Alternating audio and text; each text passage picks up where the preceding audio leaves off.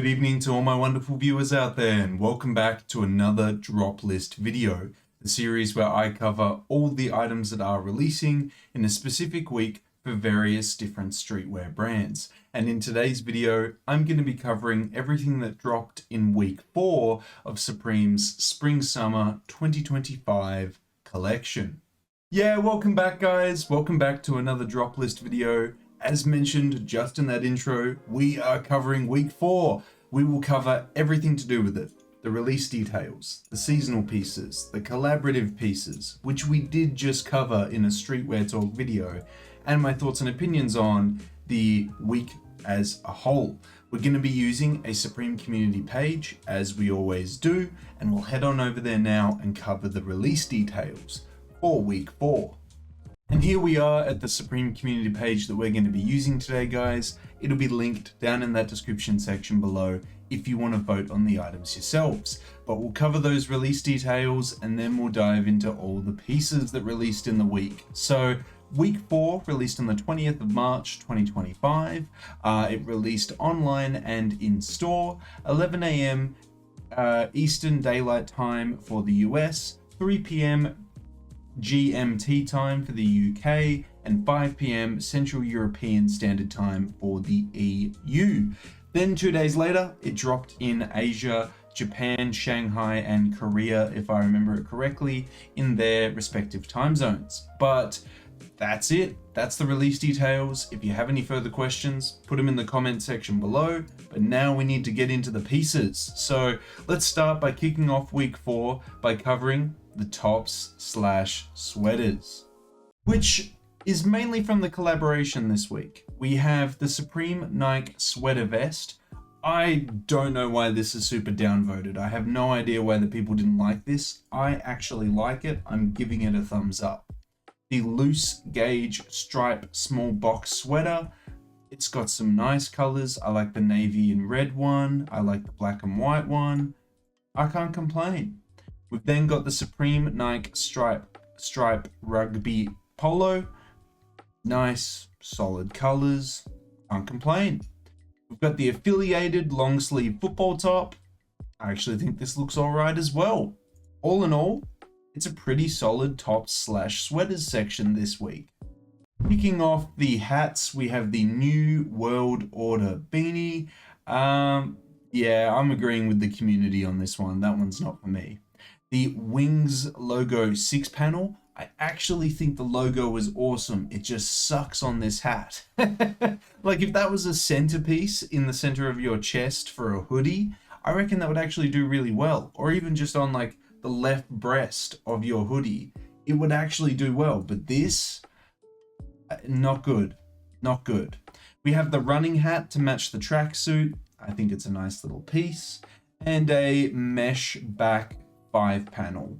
I'm not a fan of that one, but apparently heaps of people are. But I look at that and it's just way too much for me.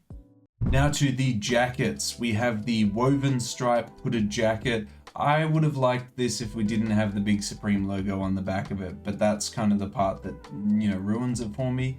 We've got the leather jacket with Nike this week, only $700. I thought it was going to be double that at $1,500, but there you go, $700. Yeah, I like it in both colors. Obviously, black is the best color to go with.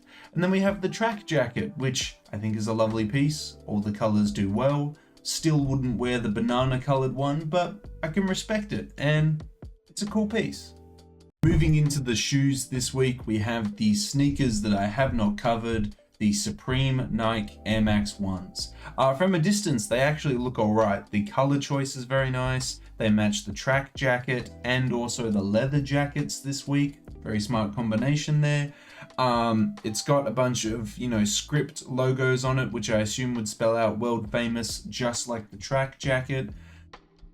I'm not against these. I actually think these are pretty solid, and we did see them in the editorial, but I didn't pick up on them being in the collab. But yeah, I have no issues with these Air Max 1s.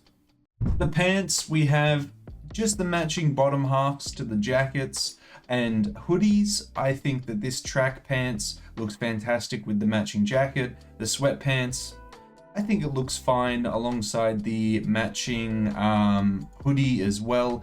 What I like about it is that this logo here doesn't feel out of place because we've got this piped paneling which allows it to flow very naturally with the piece.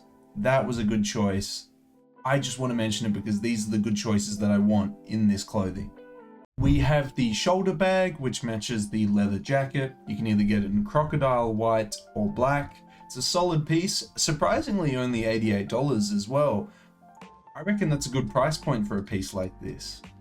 Now to the sweatshirts, we have the New World Order hooded sweatshirt. I actually think the sweatshirt's a lot better than the cap. This one. We have the zip-up hooded sweatshirt. This one's fine. It's nothing fantastic. I think it's okay. Sure. I just think that all the other pieces in the collaboration this week outshine this one quite significantly. And last but not least, we move into the accessories to a $12,000 ottoman and chair. It's a very nice chair and ottoman. Is it $12,000? Is it worth it? I don't know enough about furniture to say, but it's a lot of money. I think it's cool, but that price point is really deterring me. And then we have these Supreme Eagle Creek Packet compression bags, set of 2. Okay, sure. A lot of people are really getting around these. For me, don't really care, to be honest. I'll just leave it as a thumbs up, but honestly don't really care too much. But that is week 4. Does the Nike collaboration carry this week? Absolutely. Does it do well because the collaboration is good? Absolutely. Do I like the seasonal pieces this week? No, they suck. Like, that's kind of crazy. That's crazy. And that's crazy. The hoodie's okay, but the rest... Oh, actually, this was a really nice loose gauge sweater as well. But everything else, not so much. So the Nike collaboration definitely carried this week. I do think it's a good collaboration. I enjoyed it. It's one of the better Nike Supreme collaborations. But yeah, that's all my thoughts I really have to say about this one, guys. I'd love to hear your thoughts now that we've covered week 4. Is the week a hit for you or a miss for you? Let me know your thoughts and opinions on it down in that comment section below. And that is week 4 covered, guys. We covered the release details, all the individual pieces, both collaborative and seasonal, and my thoughts and opinions on it. I want to hear from you guys in that comment section below. Did you pick up anything from week 4? Totally understandable if you did, because there's some really solid pieces in that Nike collaboration. If you picked up a seasonal piece, I'd question you on which one. But maybe you liked a piece. I'd love to hear about it. Let me know down in that comment section below.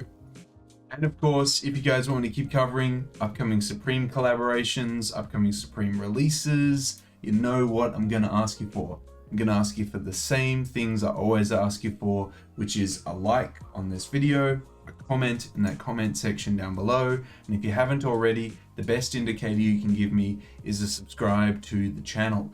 As mentioned in previous uploads, I'm trying to hit the subscriber milestone of 3,940 subscribers before the end of April. Hopefully with your guys' continuous support, we'll be able to reach that milestone before the end of the month.